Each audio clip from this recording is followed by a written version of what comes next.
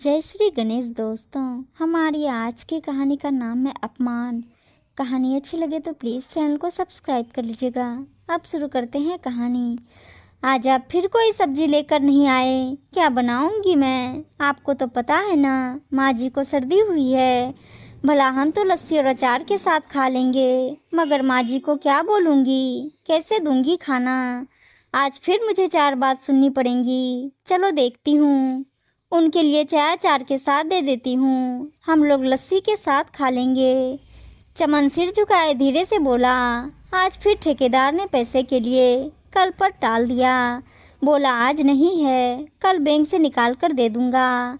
आज का दिन जैसे तैसे संभालो, कल को पक्का सब्जी ले आऊँगा। कांता मुँह चिढ़ाते हुए बोली, उसका कल कभी आता है भला? रोज कल कल करके टाल देता है। अब मुझे ही माँ जी की बातें सुननी पड़ेंगी। कांता 2 रोटी और थोड़ा सा अचार और चाय बनाकर सासू माँ के पास जाती है और उसकी चारपाई पर बैठकर उसकी टांगे दबाते हुए पूछती है, माँ जी अब तबीयत कैसी है? कुछ फर्क है क्या? सास टांगे सिकोड़ते हुए कहती है, बिना दवाई के कैसे आराम आएगा भला? अब तो लगता है आखिरी समय आ गया है। मेरा छोटा बेटा होता यहाँ तो शायद। कहते कहते रुक जाती है। कांता रोटी की थाली आगे करते हुए कहती है, माँ जी आप ऐसा क्यों बोल रहे हो? आज की बात है, कल को उन्हें पैसे मिल जाएंगे, दवाई भी ले आएंगे और आपकी मनपसंद सब्जी भी बना दूंगी। बस आज आप ये चाय और खाना खा लो। कमला बेमन सी थाली पकड़ती है और धीरे से एक टुकड़ा काटकर मुंह में डालती है। कांता उसकी टांगे दबाना जारी रखती है।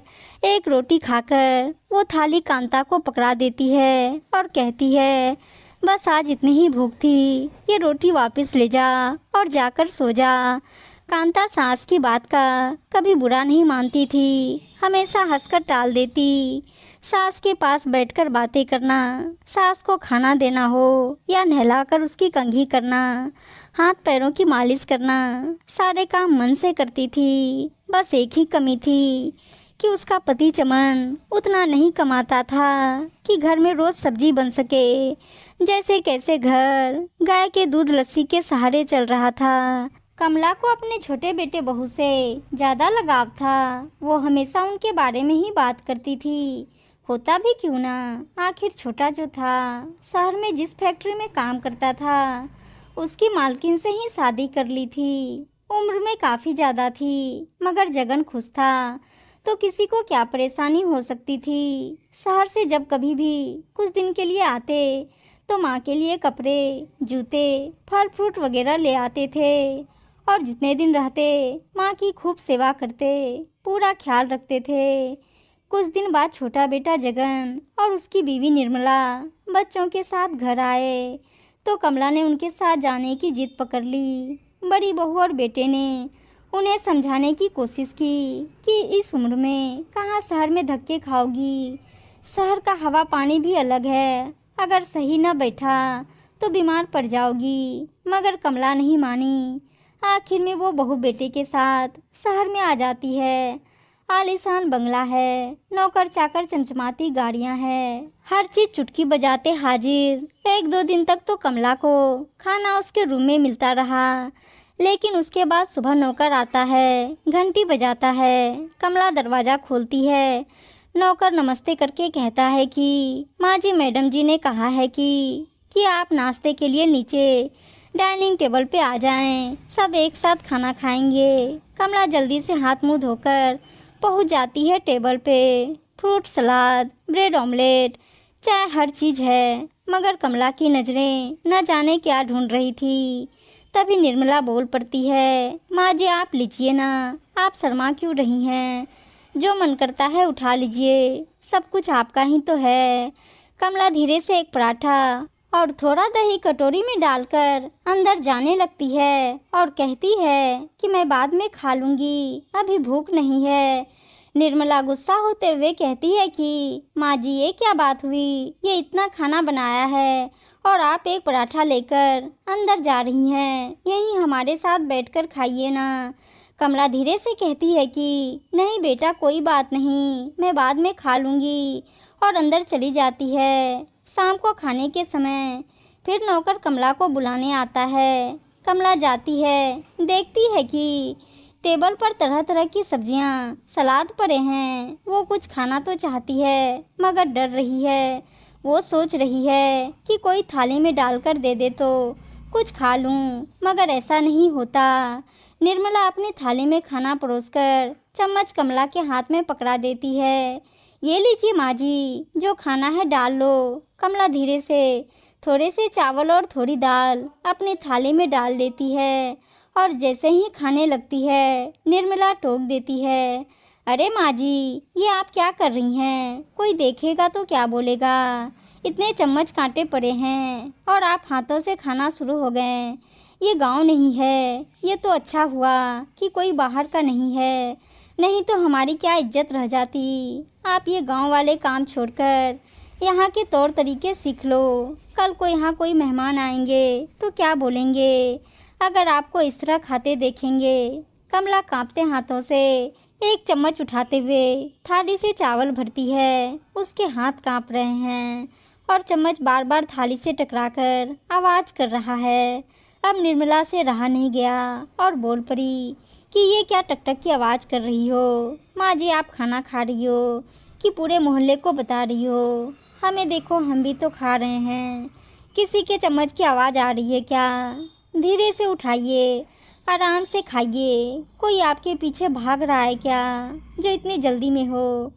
कमला आपकी धीरे से चम्मच में चावल भरती है और अपना मुंह थाली के पास ले जाकर चम्मच मुंह में डालती है कि निर्मला फिर टोक देती है, माँ जी, ये क्या? आप जानवरों की तरह मुंह नीचे करके खाना खा रही हो। ऐसे खाते हुए आपको कोई देखेगा तो पहले ही समझ जाएगा कि कोई गांव के अनपढ़ गंवार हैं। खाना खाते वक्त आपका हाथ मुंह की तरफ आना चाहिए, ना कि मुंह हाथ की तरफ जाना चाहिए। निर्मला सास की पीठ पर हाथ रखते हुए सीधा करती है और कहती है, अपनी पीठ सीधी रखिए और कोशिश करिए कि चम्मच आपके मुंह की तरफ आए। कमला एक चम्मच चावल भर के अपने मुंह की तरफ लाने की कोशिश करती है, मगर कांपते हाथों से वो चम्मच मुंह तक आने से पहले ही उसके कपड़ों पे गिर जाता है। अब निर्मला का पारा हाई हो गया। वो चिल्लाते हुए अपने नौकर से कहती है, जीतू, बाहर आओ। तुम लोगों के दिमाग में कोई बात क्यों नहीं आती? अपने आप से कोई काम नहीं कर सकते क्या? हर काम सिखाना पड़ेगा सबको यहाँ।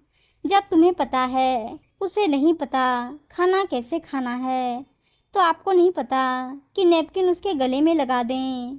वो अनपढ़ गंवार है। क्या तुम भी अनपढ़ गंवार हो? सब के सब निकम्मे हो। बस खाने को मिल जाए और महीने के बाद सैलरी, किसी काम के नहीं हो। जाओ, एक नैपकिन लेकर आओ और माँ जी के कपड़े साफ करो। निर्मला बेशक ये सब नौकर को बोल रही थी, मगर उसकी एक एक बात नस्तर की तरह कमला के दिल में चुभ रही थी। उसे लग रहा था कि वो नौकर के बहाने उसी को सुना रही है। कमला एक दो चम्मच जैसे कैसे खाती है और पानी का गिलास लेकर 2 घूंट पीकर अपनी थाली में हाथ धो लेती है। अब तो निर्मला का पारा जैसे सर फटने वाला हो गया और सिर पर हाथ रखते हुए बोली, डिस्कस्टिंग, छी, ओ माई गॉड, ये क्या है? आप पागल हो। कम से कम इतनी अकल तो हर किसी को होती है कि हाथ वॉश बेसिन में धोने चाहिए। आपको क्या लगता है कि ये इतना महंगा वॉश बेसिन देखने के लिए बनाया है? कम से कम किसी को पूछ ही ले इंसान। अभी अगर कोई बाहर का आदमी होता तो क्या सोचता वो? क्या इज्जत रह जाती हमारी? हमारी ही गलती है जो हमने तुम्हें खाने के लिए बाहर बुलाया। इससे अच्छा तो अंदर ही ठीक थी आप।